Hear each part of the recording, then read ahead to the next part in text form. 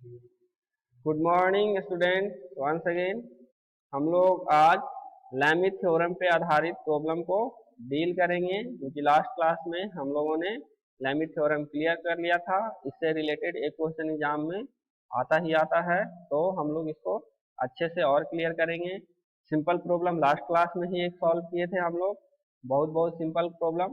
तो उससे थोड़ा सा लेवल हम लोग और अपना बढ़ाएंगे आज, और हल्का सा और टफ प्रॉब्लम जो हम लोगों ने लास्ट प्रॉब्लम सॉल्व किया था उससे थोड़ा सा और डिफरेंट टाइप का प्रॉब्लम हम लोग आज सॉल्व करेंगे। इस तरह का प्रॉब्लम मोस्टली एग्जाम में इसी तरह का प्रॉब्लम आपको न्यूमेरिकल में पूछा जाता है। तो देखिए हमारे सामने एक न्यूमेरिकल प्रॉब्लम है, समझते हैं पहले इसमें कि इसमें पूछ हमसे क्या रहा है। तो एक क्वेश्चन दिया हुआ है, कह रहा है a body weight of 200 newton is suspended by two string as shown in the figure. ठीक है, calculate the tension in both string. कह रहा है कि एक बॉडी वेट है जो एक वर्टिकल बॉल है और एक हॉरिजॉन्टल सेलिंग है, उससे लटकाया हुआ है एक धागे के माध्यम से। बोल रहा है ना, एक बॉडी वेट कितना का 200 न्यूटन का, इज सस्पेंडेड। सस्पेंडेड मतलब होता है लटका हुआ है या लटका दिया गया है। ठीक है, बाई टू स्ट्रिंग, स्ट्रिंग का मतलब धागा होता है। तो दो स्ट्रिंग से एक 200 न्यूटन के वेट को आपको लटका दिया गया है। किस तरह से? तो जैसा पिक्चर में दिखाया हुआ है इस तरह से। तो पिक्चर में क्या दिखाया हुआ है, एक हॉरिजॉन्टल वॉल है, सॉरी हॉरिजॉन्टल सेलिंग है, और नेक्स्ट एक वर्टिकल वॉल है, उससे कनेक्ट करके इसको आपको लटका दिया गया है। पूछ रहा है कि ये धागा, सपोज दैट ये T1 है और तब ये T2 है, तो बोल रहा है कि इस धागे में और इस धागे में कितना टेंशन जनरेट हो रहा है वो हमको बताइए। किसके कारण? ये 200 न्यूटन वाला फोर्स के कारण कितना टेंशन जनरेट हो रहा है वो हमको एक्सप्लेन कीजिए। तो देखते हैं इसको हम लोग कैसे प्रोसीड करेंगे, कैसे हम लोग इसको सॉल्व करेंगे। ठीक है, तो सबसे पहले तो हम लोग देखेंगे कि इस पे लैमी थ्योरम अप्लाई कर सकते हैं कि नहीं। तो देखिए इसमें एक तीन फोर्सेस लग रहा है, सिंगल पॉइंट पे तीन कंकरेंट फोर्सेस लग रहे हैं। ठीक है, एक ही प्लेन में है, तो हम इसको लैमी थ्योरम अप्लाई कर सकते हैं। तो अब देखेंगे कि लैमी थ्योरम अगर हम अप्लाई करेंगे तो हमको क्या क्या चीज का जरूरत पड़ेगा। तो अगर इसमें टेंशन जनरेट हो रहा है, सपोज दैट ये नीचे की ओर ये नीचे की ओर खींच रहा है, तो ये भी नीचे की ओर खींचेगा। तो टेंशन हमेशा क्या, जिस ओर फोर्स लगेगा उसके अपोजिट डायरेक्शन में क्रिएट हो रहा है। तो सपोज टेंशन नीचे की ओर, आपको ये नीचे की ओर फोर्स लग रहा है, तो इसमें टेंशन T2 क्रिएट हो रहा है इस ओर अपवर्ड डायरेक्शन में, और इसमें टेंशन T1 क्रिएट हो रहा है। अब ये T1 और T2 हमको निकालना है। ठीक है, तो टेंशन भी एक तरह का फोर्स है और ये टेंशन भी एक तरह का फोर्स है, और बॉडी वेट, इस बॉडी का जो वेट है 200 न्यूटन, ये भी एक तरह का फोर्स है, ये भी एक तरह का फोर्स है। तो फोर्स के लिए हम लोग लैमी थ्योरम अप्लाई करेंगे। ठीक है, तो लैमी थ्योरम के लिए हमको क्या चाहिए, ये वाला एंगल चाहिए, ये वाला एंगल चाहिए, और ये वाला एंगल चाहिए, तीनों एंगल चाहिए। तो अब ये तीनों एंगल को हम लोग निकालेंगे कैसे। लास्ट प्रॉब्लम हम लोग जो देखे थे सबसे सिंपल प्रॉब्लम था जिसमें एंगल भी दिया हुआ था। ठीक है ना, केवल T1 और T2 निकालना था। इसमें क्या है, एंगल दिया हुआ है मगर आपको घुमा के दिया हुआ है। देखिए यहाँ का एंगल दिया हुआ है, जहाँ पे बाल लटका वॉल पे, जहाँ पे धागा कनेक्टेड है वहां पे एंगल लटका हुआ है, मगर यहाँ वाला एंगल हम लोग लैमी थ्योरम में यूज कर सकते हैं? कर सकते हैं? नहीं करेंगे। यहाँ वाला एंगल अगर यूज करेंगे तो हमारा आंसर गलत हो जाएगा। लैमी थ्योरम क्या बोला था कि अगर तीन फोर्स सेम प्लेन में लग रहा है, एक ही पॉइंट से कनेक्टेड है, ठीक यानी कंकरेंट है, तो एंगल का साइन और उसके अपोजिट का फोर्स का रेशियो ये सेम होता है ना। तो ये अपोजिट का एंगल है, अपोजिट का एंगल है, मान लिया एफ है, या इसके अपोजिट का एंगल है, नहीं ना, अपोजिट का एंगल तो ये आ गया। या अगर T1 फोर्स है तो T1 का अपोजिट का एंगल ये हो गया। ठीक है ना, तो इसीलिए लैमिथ थ्योरम के लिए हम लोग को एंगल यहाँ पे निकालना पड़ेगा। तो देखिए एंगल हम लोग कैसे निकालेंगे। तो एंगल निकालने के लिए सबसे पहले तो हम आपको एक्स एक्सिस और वाई एक्सिस में प्लेन आपको हम क्रिएट कर लेंगे। कैसे? जैसे 9th-10th में भी आप लोग पढ़े होंगे, 9th-10th में भी पढ़े होंगे कि अगर हमको इस तरह का एंगल दिया हुआ है और यहाँ पे एंगल निकालना है, तो क्या करते हैं, सबसे पहले यहाँ पे हम लोग हॉरिजॉन्टल और वर्टिकल एक्सिस बना देते हैं। ठीक है, अब देखिए ये जो 45 डिग्री का एंगल आपको यहाँ पे लग रहा है, ज्योमेट्री के हिसाब से ये भी 45 डिग्री का एंगल हो जाएगा। ठीक है, ये 45 डिग्री का एंगल हो जाएगा। उसी तरह से ये जो 60 डिग्री का एंगल यहाँ पे लग रहा है, ये जो 60 डिग्री का एंगल यहाँ पे लग रहा है, यहाँ पे लग रहा है, ये भी 60 डिग्री हो जाएगा ज्योमेट्री के हिसाब से। अपोजिट एंगल सेम हो जाएगा ना, अपोजिट एंगल सेम हो जाएगा ना। या फिर अगर इस लाइन को हम यहाँ पे एक्सटेंड करते, इस लाइन को यहाँ पे एक्सटेंड करते, तो ये वाला एंगल 60 डिग्री का हो जाता। अब ये 60 डिग्री का है तो इसके अपोजिट का एंगल भी 60 डिग्री का सेम होता ना, तो ये हमको इतना निकाल लेंगे। अब ये जो ये एंगल हमको मालूम चल गया, ये एंगल मालूम चल गया, तो बाकी बचा हुआ एंगल निकल जाएगा। देखिए ये 90 डिग्री का एंगल हो जाएगा, ये 90 डिग्री का एंगल हो जाएगा, इसमें 60 प्लस 90 डिग्री करेंगे तो ये टोटल एंगल निकल जाएगा। उसी तरह से 45 प्लस इसमें 90 करेंगे तो ये टोटल एंगल निकल जाएगा ना। अब ये टोटल एंगल निकल जाएगा तो टोटल एंगल कितना 360 डिग्री का होता है, तो 360 डिग्री माइनस ये टोटल एंगल करेंगे तो ये भी निकल जाएगा हमारे पास एंगल, तीनों एंगल निकल जाएगा। उसके बाद हम लोग लैमिथ थ्योरम अप्लाई कर देंगे। जैसे कि नेक्स्ट स्लाइड में आप लोग को सॉल्व है ऑलरेडी प्रॉब्लम, देखो उसी तरह से निकाला है जैसे हम लोग आपको बताए थे पिछला स्लाइड में, उसी तरह से एंगल निकाल दिया है। एंगल निकाल के फिर हम लोग लैमिथ थ्योरम अप्लाई कर देंगे। तो इसमें देखिए, इसमें ये एंगल 45 जैसा कि आपको लास्ट स्लाइड में आप लोगों को बताया इस तरह से, तो उसी तरह से ये एंगल 45 आपका आ गया कि नहीं, आया कि नहीं, बिल्कुल आया। समझ में आ रहा है आप लोग को एंगल कैसे कैसे हम लोग कैलकुलेट कर रहे हैं, जो समझ में आ रहा है, और कौन कौन सा एंगल हम लोग को चाहिए ये समझ में आना चाहिए। ठीक है ना, लैमिथ थ्योरम अगर अप्लाई कर रहे हैं तो हम फोर्स कौन सा ले रहे हैं, एंगल कौन सा ले रहे हैं, ये महत्वपूर्ण हो जाता है। ऐसे ही अपने मन से कोई भी एंगल जो प्रॉब्लम में दिया हुआ रहेगा वो उठा के नहीं ले लेंगे, वो उस प्रॉब्लम को गौर से देखेंगे और ये देखेंगे कि लैमिथ थ्योरम कहाँ पे अप्लाई हो रहा है। यहाँ पे लैमिथ थ्योरम हम अप्लाई करेंगे, जिन तीन फोर्सेस के लिए लैमिथ थ्योरम अप्लाई करेंगे उसके अनुसार हम लोग एंगल कैलकुलेट करेंगे और हम लोग फिर प्रॉब्लम में प्रोसीड करेंगे। तो ये 45 डिग्री, ये 90 डिग्री, टोटल एंगल 135। उसी तरह से ये 60 और ये 90 डिग्री आपका 150 डिग्री, बाकी बचा हुआ एंगल 75 डिग्री। कहिएगा कि सर ये 75 कैसे आया, तो ये टोटल एक चक्कर आप लगाते हैं सर्किल का तो 360 डिग्री एंगल होता है। तो ये वाला एंगल और ये वाला एंगल अगर आपको मालूम है, ठीक है, ये एंगल मालूम है और ये एंगल सब हो जाती है, तो ये दो एंगल अगर आपको मालूम है तो तीसरा एंगल निकल जाएगा। तो उस वही सेम चीज किया है ना, ये एंगल और ये एंगल हमको मालूम है तो तीसरा एंगल निकाल लेंगे।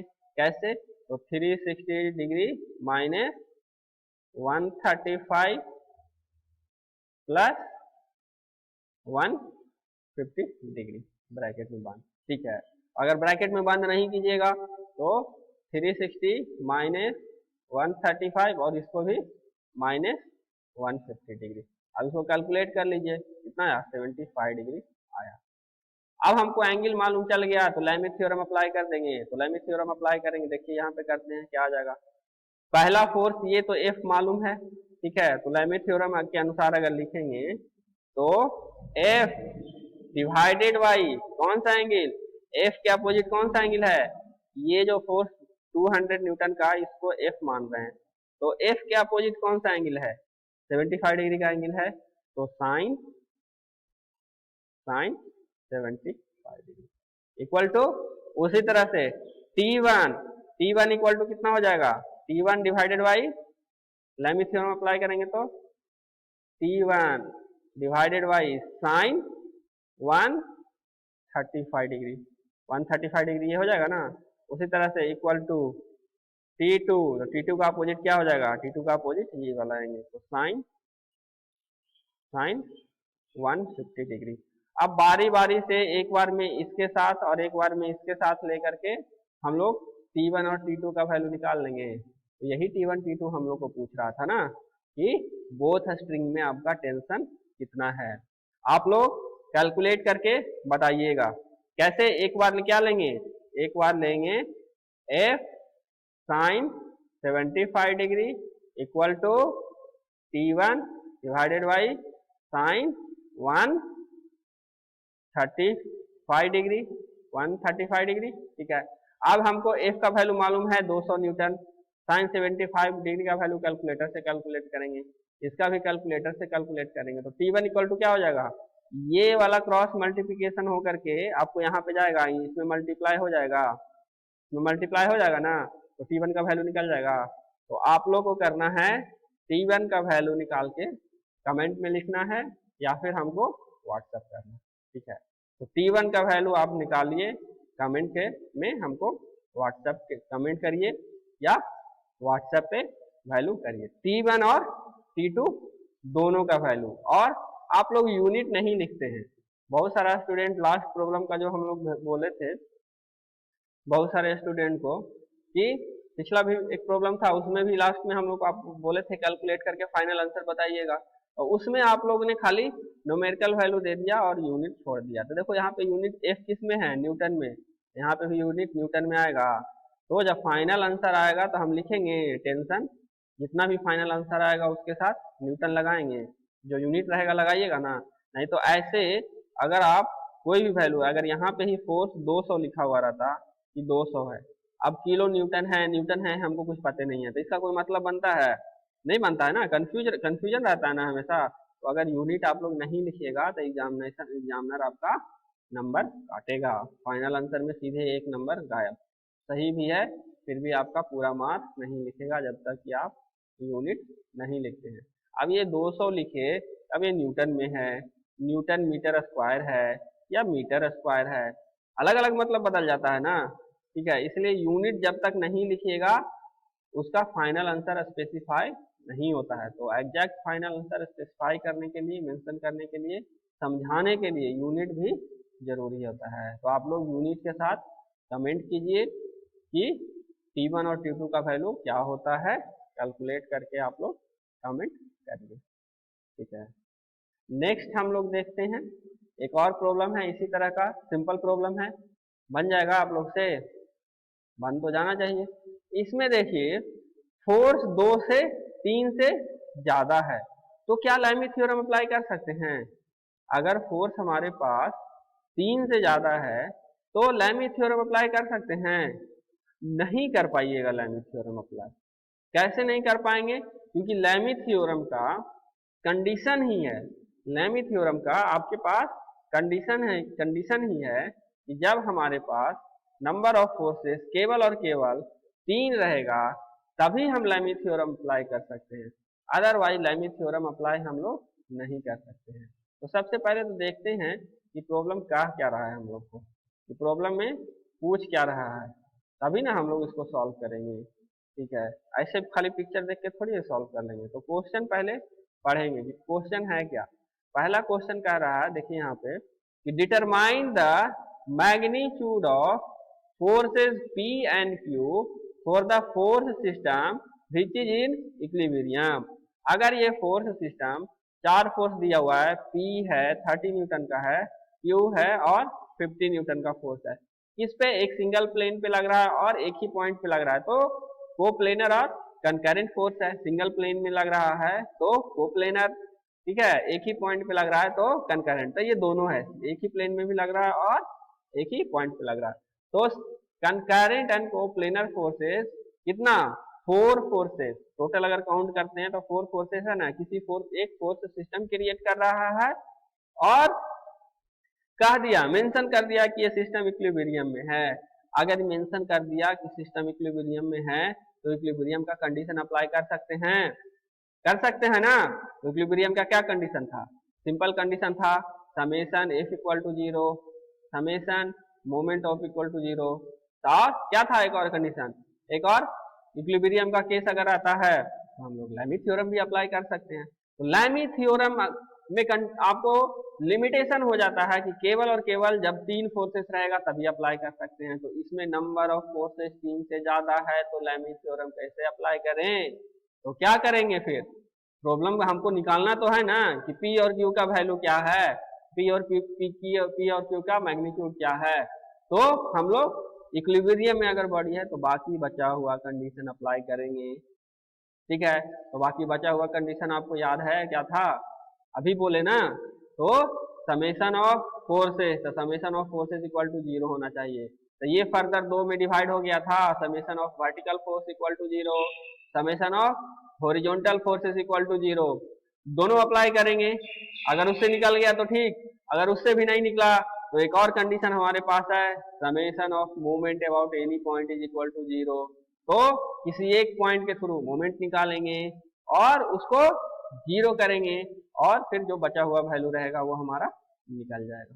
तो देखिए इसमें सबसे पहले क्या निकालते हैं, तो सबसे पहले आप summation of vertical forces, sorry summation of F x को हॉरिजॉन्टल फोर्सेस, तो समेशन ऑफ हॉरिजॉन्टल फोर्सेस निकालेंगे।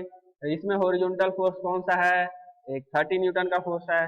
और कोई हॉरिजॉन्टल फोर्स दिख रहा है आपको, और कोई हॉरिजॉन्टल फोर्स दिख रहा है, हमको तो दिख रहा है, आप लोग को नहीं दिख रहा है। देखिए कैसे है, अभी और 2 फोर्स है, 2 को और हॉरिजॉन्टल फोर्स आपको मिलेगा। क्यों मिलेगा, क्योंकि जब इक्विलिब्रियम का कंडीशन हम लोग लगाते हैं तो मेंशन कर दिया कि हॉरिजॉन्टल और वर्टिकल फोर्स 0 होना चाहिए, ठीक है। हॉरिजॉन्टल और वर्टिकल फोर्स 0 होना चाहिए, नहीं, हॉरिजॉन्टल और वर्टिकल फोर्स का सम 0 होना चाहिए, ठीक है। तो हम लोग को एगो वर्टिकल फोर्स दिख रहा है, एगो हॉरिजॉन्टल फोर्स दिख रहा है, बाकी जो तो बचा हुआ फोर्स है ये तो ना तो वर्टिकल है ना तो हॉरिजॉन्टल है, ये इंक्लाइंड विथ एंगल है। हॉरिजॉन्टल से ये 60 डिग्री का एंगल पे है और सिमिलरली ये भी हॉरिजॉन्टल से 30 डिग्री का एंगल पे है। तो जब इंक्लाइन फोर्स रहेगा तो इसको छोड़ देंगे तो इक्विलिब्रियम में होगा। हमारे पास क्या कर रहा है कि पूरा सिस्टम मेंशन है, ये जो सिस्टम है ये इक्विलिब्रियम में है, ये थोड़ी कह रहा है कि पी और ये 30 न्यूटन का फोर्स इक्विलिब्रियम में है। जब पूरा कार्य सिस्टम इक्विलिब्रियम में है तो सारा फोर्स को कंसीडर करेंगे तभी ये इक्विलिब्रियम का कंडीशन अप्लाई होगा ना। अब एगो को छोड़ देंगे तो इक्विलिब्रियम में रहेगा। अगर ये वस्तु गतिशील है, एक फोर्स इधर से लग रहा है, एक फोर्स इधर से लग रहा है, ये एफ है, ये एफ है और ये हॉरिजॉन्टल सरफेस पे रखा हुआ है, कहेंगे इक्विलिब्रियम में है तो दोनों इक्वल होगा तभी ना इक्विलिब्रियम में होगा। अगर हम एक ही को कंसीडर करेंगे, इसको छोड़ देंगे तो ये इक्विलिब्रियम में रहेगा। जब ये पूरा सिस्टम दोनों ये लेफ्ट हैंड साइड वाला फोर्स एफ और राइट हैंड वाला फोर्स दोनों के सम के कारण इक्विलिब्रियम में है, पूरा सिस्टम जब इक्विलिब्रियम में है तो इसमें कोई भी चेंजेस करेंगे तो ये इक्विलिब्रियम में रह जाएगा, नहीं रहेगा, इक्विलिब्रियम से ये खत्म हो जाएगा। तो सिमिलरली इसमें हम लोग को चारों फोर्स जब बोल दिया कि पूरा चारों सिस्टम इक्विलिब्रियम में है, चारों फोर्स के कारण इक्विलिब्रियम में है, तो हमको सारा फोर्स को कंसीडर करना ही है। अगर किसी एक को भी छोड़ दिए तो गड़बड़, वहीं पे खत्म, ठीक है ना। तो इक्विलिब्रियम में वो कंडीशन सेटिस्फाइड नहीं कर पाएगा, ठीक है। तो इस फोर्सेस को हम लोग क्या सीखे थे, कंपोनेंट ऑफ फोर्स सीखे थे, हॉरिजॉन्टल कंपोनेंट और वर्टिकल कंपोनेंट निकालना सीखे थे। रेजोल्यूशन ऑफ फोर्सेस का नाम सुने हैं कि नहीं सुने हैं, शुरू से जब से आ रहे हैं कि रिजोल्यूशन ऑफ फोर्स आपको सब दिन काम आएगा, तो ये यही इसी सब के लिए काम आएगा। जहां भी एंगल, किसी एंगल के थ्रू फोर्सेस है, अब हमको उसमें कुछ टर्म्स एंड कंडीशन दिया हुआ है और हमको कुछ निकालने के लिए बोल रहा है, तो रेजोल्यूशन ऑफ फोर्सेस का जरूरत आ ही जाएगा। भले ये चैप्टर आपका इक्विलिब्रियम है मगर रेजोल्यूशन ऑफ फोर्सेस यहाँ पे यूज होगा ही होगा। तो क्या करेंगे, इस पी फोर्स को 2 कंपोनेंट हॉरिजॉन्टल और वर्टिकल में डिवाइड कर लेंगे, होता है कि नहीं। तो हॉरिजॉन्टल वाला क्या हो जाएगा, ये P cos 60 डिग्री हो जाएगा। सिमिलरली ये वाला वर्टिकल डायरेक्शन में P sin 30 डिग्री 60 डिग्री हो जाएगा ना।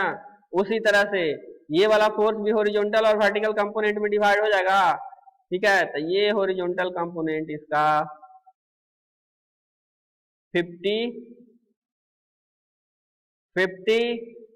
cos 30 डिग्री और वर्टिकल वाला इसका क्या हो जाएगा, वर्टिकल कंपोनेंट। पूरा वर्टिकल स्ट्रेट नहीं बन रहा है हमसे, मगर आप लोगों को डायग्राम में क्या स्ट्रेट बनाना है, फ्री हैंड से नहीं बनाना है। हम यहाँ पे फ्री हैंड से आपको बता रहे हैं क्योंकि सुविधा अवेलेबल नहीं है। अगर ब्लैक बोर्ड पे रहता तो आपको बताते बढ़िया से। हमारा इस कीबोर्ड पे थोड़ा सा हाथ अभी फ्री नहीं हुआ है कि आप लोग को एग्जैक्ट बना सके। तो ये प्योर वर्टिकल रहेगा, एकदम से वर्टिकल, ठीक है, टेढ़ा कुकर नहीं बनाइएगा, अपना आराम से स्केल से टाइम लेकर के बनाइएगा कि दिखने में भी अच्छा लगे, तो एग्जामिनर क्या हो, इम्प्रेस हो, तो फुल मार्क्स आपको दे, ठीक है। जैसे तैसे बना दीजिएगा, कहेगा इसको कुछ नहीं आता है, जैसे तैसे कर दिया, लड़का लापरवाह है, नंबर काट लेगा, ठीक है ना। तो यहाँ क्या हो जाएगा, सिमिलरली वर्टिकल वाला 50 साइन 30 डिग्री। अब देखिए, एक इसका हॉरिजॉन्टल कंपोनेंट और एक इसका हॉरिजॉन्टल कंपोनेंट, दो और हॉरिजॉन्टल कंपोनेंट आ गया, डायरेक्शन सबका सेम है, देखो ये इधर भाग रहा है, ये इधर भाग रहा है, उसी तरह से ये 30 न्यूटन वाला भी इधर भाग रहा है। तो हम लोग जब दो अपोजिट डायरेक्शन को डील कर रहे हैं तो किसी एक डायरेक्शन को पॉजिटिव लेंगे, तो साइन कन्वेंशन में आपको बताए थे कि अगर एक डायरेक्शन में अगर हम लोग राइट हैंड साइड डायरेक्शन को अगर पॉजिटिव ले रहे हैं तो उसके अपोजिट साइड वाला डायरेक्शन को क्या नेगेटिव लेंगे। बस वही यहाँ पे साइन कन्वेंशन आपको मेंशन कर दिया है। तो सबसे पहले अप्लाई करेंगे इक्विलिब्रियम का कंडीशन हॉरिजॉन्टल फोर्सेस के लिए, तो summation of horizontal force equal to 0 होना चाहिए, ठीक है। हॉरिजॉन्टल फोर्स हमारे पास कौन कौन सा है, P cos 60 degree, P cos 60 degree plus horizontal force right hand side में जा रहा है जो 30 न्यूटन का फोर्स ले लिया, उसके अलावा 50 cos 30 डिग्री। अब देखिए इसको माइनस लिखा है, माइनस क्यों लिखा है, क्योंकि एक साइड ओरिजिन के राइट हैंड साइड वाला अगर जा रहा है उसको तो हम पॉजिटिव ले रहे हैं, तो लेफ्ट हैंड साइड जो जाएगा उसको नेगेटिव लेंगे, इसलिए नेगेटिव निकाला है। अब चूंकि समेशन ऑफ फोर्सेस 0 होना चाहिए तो इक्वल टू 0 लिख दिया है। अब ये पूरा इक्वेशन को देखो, इसका वैल्यू निकल जाएगा, इसका वैल्यू निकल जाएगा, इसका वैल्यू निकल जाएगा कैलकुलेटर से, तो बचेगा हमारे पास क्या, केवल और केवल प्यू, केवल केवल पी बचेगा, ठीक है। तो इस पी का वैल्यू निकल जाएगा, अगर सारा वैल्यू नोन है एक इक्वेशन में और किसी एक अननोन वैल्यू को हम लोग को मालूम करना है तो निकल जाएगा, बिल्कुल निकल जाएगा। देखिए, तो कैलकुलेट करके हम लोग पी का वैल्यू इस तरह से हम लोग निकाल लेंगे। क्या है, एक बार फिर से आपको सब मिटा करके अच्छा से बता देते हैं कि पी का वैल्यू कैसे निकलेगा। आप लोग जो लोग नहीं समझे हैं फिर भी से समझ लीजिए। सबसे पहले तो हम लोग इस पे लैमिथ थ्योरम अप्लाई नहीं कर पाएंगे क्योंकि इसमें कितना नंबर ऑफ फोर्सेस 4 है, 4 फोर्सेस हैं। लैमिथ थ्योरम आपको रिस्ट्रिक्ट कर देता है कि जब केवल और केवल 3 फोर्स रहेगा तभी आप लैमिथ थ्योरम सेटिस्फाइड करेगा, तभी लैमिथ थ्योरम वैलिड होगा। जैसे ही चौथा फोर्स आएगा लैमिथ थ्योरम अनवैलिड। तो हमारे पास पी और क्यू निकालने के लिए कुछ और हमारे पास था, तो हम लोग इक्विलिब्रियम पढ़े थे, तो इक्विलिब्रियम में ये भी पढ़े थे कि समेशन ऑफ हॉरिजॉन्टल फोर्सेस 0 होता है, समेशन ऑफ वर्टिकल फोर्सेस 0 होता है और समेशन ऑफ मोमेंट 0 होता है, ठीक है। तो हम लोग अप्लाई किए समेशन ऑफ वर्टिकल फोर्स और समेशन ऑफ हॉरिजॉन्टल फोर्स और समेशन ऑफ वर्टिकल फोर्स वाला फॉर्मूला हम लोग अप्लाई किए। तो जितना भी इसमें हॉरिजॉन्टल फोर्सेस था, वर्टिकल फोर्सेस था, पहले वो मेंशन किए, तो इसके कारण एक हॉरिजॉन्टल फोर्सेस आया, एक वर्टिकल फोर्सेस आया, इसके कारण एक हॉरिजॉन्टल फोर्स आया, एक वर्टिकल फोर्सेस आया। अब हम इक्विलिब्रियम का कंडीशन अप्लाई किए तो हमारे पास ये वैल्यू आया। उसके बाद क्या किए, सबको कैलकुलेट किए, तो cos 60 डिग्री इक्वल टू 0.5, तो 0.5 इंटू पी। उसी तरह से 30 को 30 ही, और 50 cos 30 डिग्री का वैल्यू 43.3। ये वैल्यू आया कहाँ से, कैलकुलेटर से कैलकुलेट करके, अपने मन से नहीं आ गया, ठीक है ना। कैलकुलेटर से, जब कैलकुलेटर में 50 cos 30 डिग्री का वैल्यू पुट किए तो हमारे पास इतना है। कैसे पुट करेंगे, cos लिखेंगे, उसके बाद 30 लिखेंगे, जो वैल्यू आया उसमें मल्टीप्लाई करेंगे 50 से, तो ये वैल्यू आपको। उसी तरह से cos लिखेंगे और 60 लिखेंगे, इक्वल टू दबाएंगे तो क्या आ जाएगा आपको 0.5 आ जाएगा। अब 0.5 के साथ पी वैल्यू था, पी का वैल्यू हमको मालूम नहीं है, पी का वैल्यू तो हमको निकालना ही है, तो कैलकुलेट कर लिए। अब ये दोनों को ऐड किए तो माइनस में वैल्यू आया, माइनस कुछ आएगा, ठीक है, माइनस में वैल्यू आया। अब उसको क्या किए, हम इस साइड ले गए, तो इस साइड ले गए तो 43 माइनस 30 इक्वल टू 33.3। ये क्या वैल्यू आया 33.3, ये न्यूटन में आया। मगर हम किसका वैल्यू देख रहे हैं, 0.5 इंटू पी का वैल्यू, तो 0.5 इंटू पी का वैल्यू कितना 13.3 न्यूटन आया, ठीक है। अब 0.5 को जब इधर लिए गए तो ये क्रॉस मल्टीप्लिकेशन होकर नीचे आया और टोटल वैल्यू हमारा 26.6 न्यूटन मेंशन आया। पी का वैल्यू निकल गया, पी का वैल्यू निकल गया।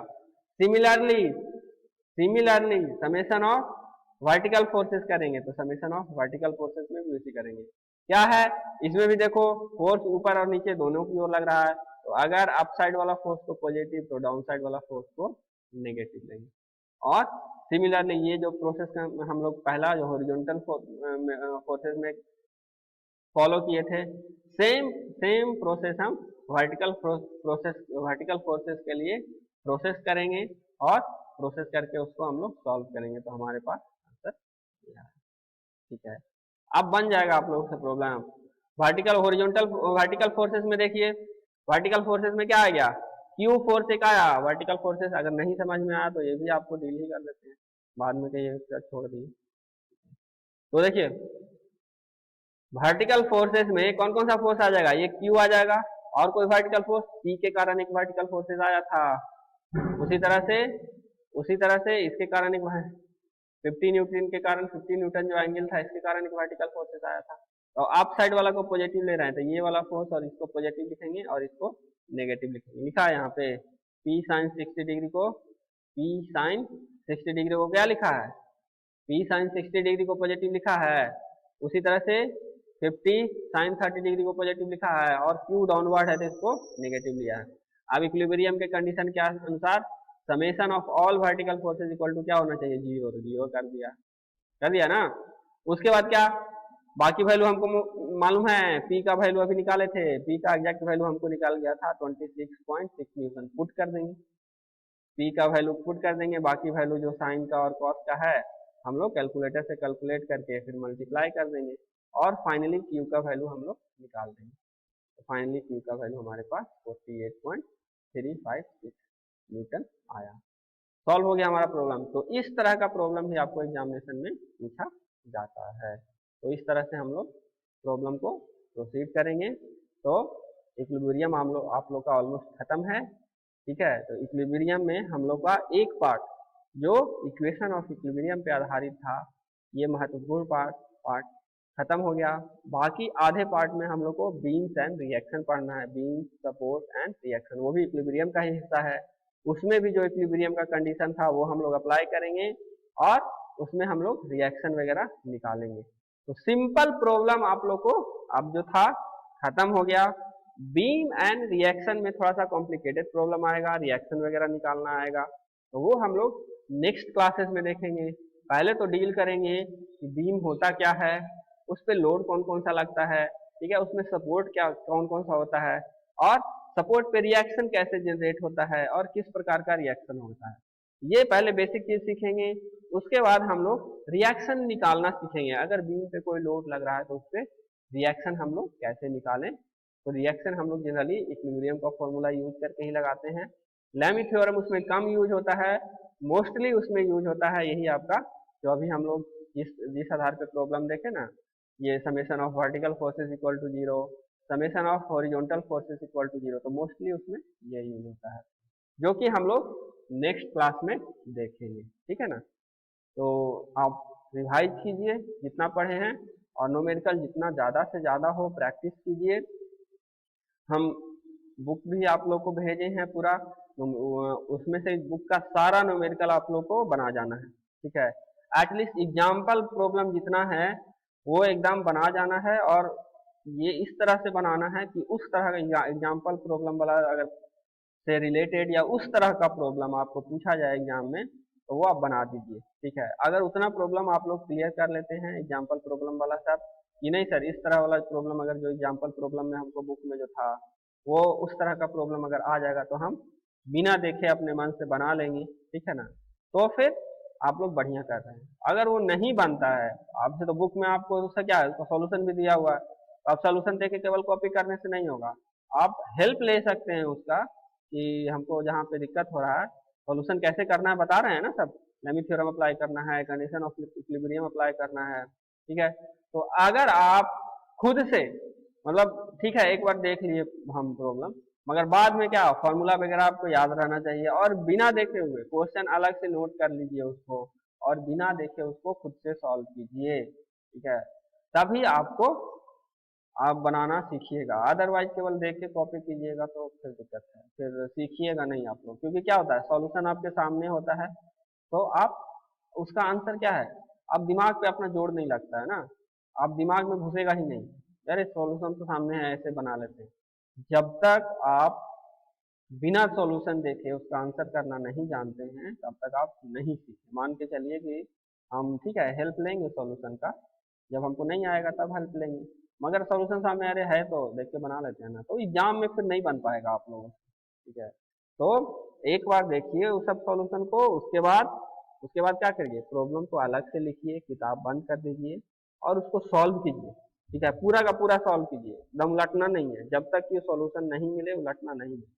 उसके बाद जब फाइनल आंसर आपका आ जाए तब वेरीफाई कीजिए उसे मिला के, मेरा सही बना है, सही बना है कि नहीं बना है, कहाँ पे मिस कर रहे हैं, कहाँ पे गलती हो रहा है, ठीक है। अगर गलती हो रहा है तो अच्छा हो, जहाँ पे जिस पॉइंट पे गलती हुआ है फिर हम उसको रेक्टिफाई करेंगे, उसको सही करेंगे, फिर से नेक्स्ट प्रॉब्लम उसी तरह का प्रॉब्लम लेंगे और बिना देखे हुए उसको सॉल्व करेंगे। इस तरह से प्रैक्टिस किया जाता है, ठीक है। प्रैक्टिस केवल कॉपी करना ना प्रैक्टिस नहीं है, उसको देखना समझना और फिर अपने से उसको सॉल्यूशन निकालना, ये प्रैक्टिस कहलाता है।